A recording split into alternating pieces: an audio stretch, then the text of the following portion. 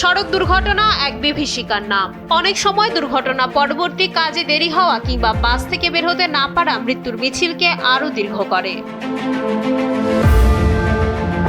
যাত্রীদের জীবনের নিরাপত্তা নিশ্চিতে এবার কঠোর অবস্থানে বাংলাদেশ সড়ক পরিবহন কর্তৃপক্ষ বা বিআরটিএ। ৩০ এপ্রিল বৃহস্পতিবার প্রকাশিত এক বিশেষ গণবিজ্ঞপ্তিতে সংস্থাটি জানিয়েছে, এসি বাসে জরুরি বহির্গমন পথ বা ইমার্জেন্সি ডোর রাখা এখন বাধ্যতামূলক। শুধু দরজা থাকলেই হবে না, যাত্রীদের নজরে আসে এমন স্থানে থাকতে হবে ইমার্জেন্সি ডোর চিহ্ন।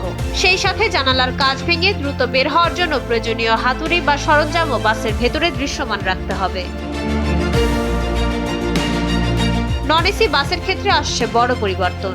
বাসের জানালায় পর্দা লাগানোর জন্য ব্যবহৃত সমান্তরাল স্টেইনলেস স্টিলের রডগুলো এখন থেকে অপসারণ করতে হবে। বিআরটিএ বলছে, দুর্ঘটনার সময় এই রডগুলোই যাত্রীদের বের হওয়ার পথে প্রধান অন্তরায় হয়ে দাঁড়ায়।